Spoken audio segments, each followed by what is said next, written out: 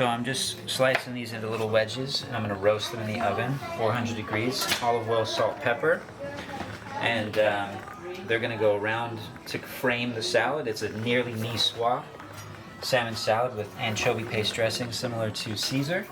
We're going to blanch some asparagus instead of haricot vert because they didn't have the right beans that I wanted at the store. And we're going to make a vinaigrette with some fresh lemons, some anchovy paste. We're going to garnish with some thinly sliced red onion and some beautiful golden grape tomatoes. And we're going to have baby gem, baby gem lettuce, baby spinach, and some butter lettuce mixed with parsley. So olive oil going in. Usually we actually don't cook with olive oil. Usually it's more for dressings or a garnish later, or if you're going to saute on like low heat. But since I'm not going to go crazy hot in the oven, I'm using olive oil because I like the flavor profile. We're going to add some sea salt. We're going to add some fresh cracked black pepper. And then I'm going to do a little bit of oregano. I'm going to do a tiny bit of coriander. I'm going to get this just fine enough, but I still want to feel that sensation of the pepper on my tongue, so we're not going super fine. Oregano. Always, with most herbs, even if they're dry, but especially oregano, there's beautiful essential oils in here. And when you heat them up in your hand, it releases that and brings that fragrance out and gives you just that much extra vibes. When it's more powdered like this, it's already getting the bang for its buck, so you don't need to do that. Be generous with salt. Most home cooks undersalt things, don't be afraid. Chances are you're not putting enough salt. Gentle toss to get nice even coats. And then we're gonna go onto a baking sheet. Make sure there's space in between them if you're doing anything on a baking sheet, unless you're gonna blend it or something like a salsa. You wanna leave space because if they're too close together, they steam. And we don't wanna steam vegetables, we wanna roast them. All right. Some beautiful, very thin asparagus. I did that intentionally because I'm substituting this for haricot vert, which are French green beans that are very, very thin and delicate. So I didn't want to get the big fat stalks. So I'm gonna intentionally look for the thinner ones and put those in my pile on the left. Keep the thicker ones in my pile on the right. Don't be mad at me for food waste. I usually reserve bases and things like these for stock, although you don't want to really put asparagus in a vegetable stock because it will overpower every other vegetable and you'll just end up with an asparagus broth. But I like this cute little spear vibe at the bottom, so that's what we're gonna do. And we're just gonna do a gentle blanch till they get real, real vibrant and a little bit softer, but still want them to have a little bit of crunch. All right, potatoes going in. We're gonna go 20 minutes max on these. All right, so we got some red onion here. I'm just gonna do a nice, very, very thin cut on these. I'm just gonna put some red wine vinegar and a little bit of salt on these.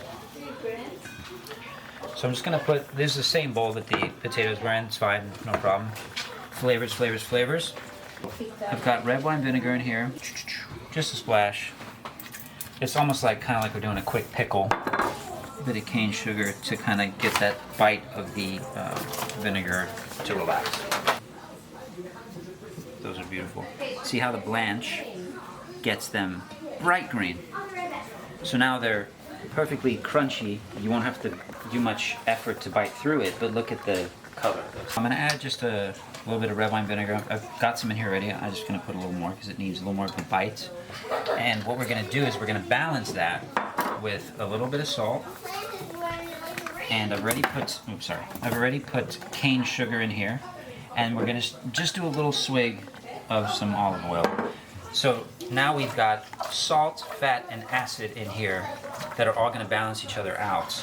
And if you can get the right ratio of acid to salt to fat, that's where the ticket is of delicious food.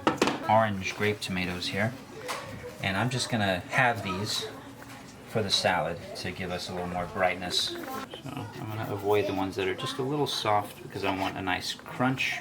You know, one of my favorite things about cooking is this part right here, seeing all the little elements come together, and you can just see the colors unfold in front of you, and you know that when they come together in combination, it's just gonna be just cutting the cheeks off. This is one technique to get this out of here, which has minimal juice and most of the seeds. And then you can go in with a cupped hand to get your juice out. This is for the vinaigrette that I'm gonna make. I think 2 lemons should be sufficient. Oh, see, this one's got too much pith, so I'm not even gonna use this one. I'll use that for something else. I'll put it in my ginger ale. That one's better. Okay. I'm also getting some extras cut because I'm going to squeeze it over the salmon while we're searing it. I'm going to add a little bit more olive oil because they're getting a little bit too dry. And I've got the heat up higher than you usually do potatoes, but I like it when they get this little crunchiness on the outside, but I just want to keep on hydrating them as they go so that they don't completely dry out or essentially end up burning on the outside. So I'm gonna dry off the salmon because we want to get a nice crispy skin, and the way we can get a sear on the skin is to make sure that it's not wet going into a hot pan.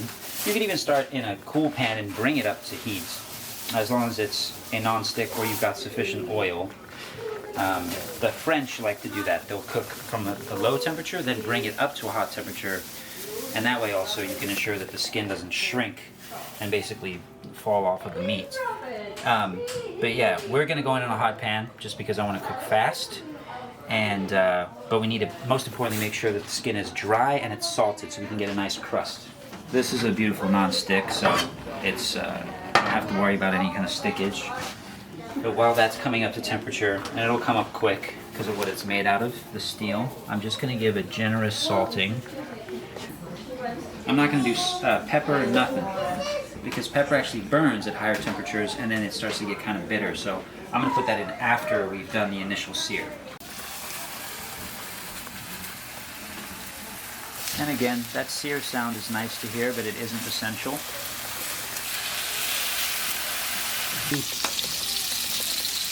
Just putting some lovely cracked pepper on top here now, because when we flip it, it's going to be on this flesh side for like 30 seconds to a minute.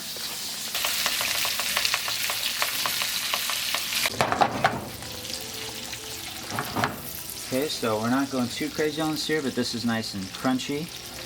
I'm going to flip this last one. I've gone down on the heat now. It's very gentle because we just delicately want to cook this last little, because the moment you really start seeing this white fat, it's done. So I'm ready off the heat. Now we're going to build our salad dressing. I've got some beautiful anchovy paste here. I'm going to just put about a teaspoon or so. Don't need too much, goes a long way. And we're going to follow that up with just a smidge of Dijon mustard. Same, kind of about the same, about a teaspoon's worth. And then we're just going to kind of break that up, get our acid layers building with just a little bit of red wine vinegar. Don't need much. A touch of salt. Kind of start building our flavor, and then we're going to go in with our lemon.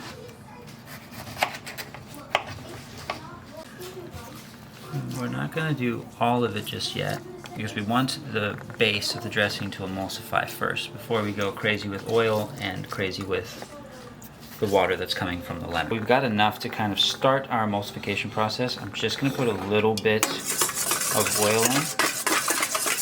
Honestly, don't want more than that.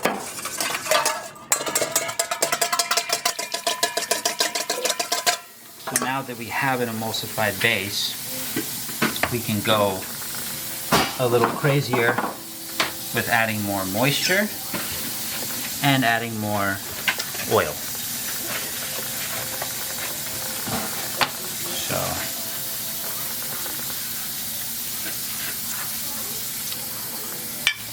So now we're gonna gluggity glug glug, little by little, let that kind of come together. Anything California, really, we're lucky on the West Coast. So see how it's now become one. There's a couple different ingredients in here, two of them being oil and water that don't like to play nice. But because we have the anchovy paste and the Dijon mustard in here acting as emulsifiers, we've got this beautiful, luxurious, unified dressing.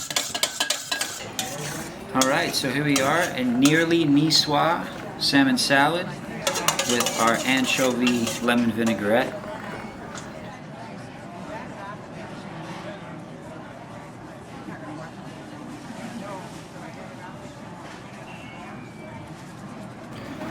Enjoy.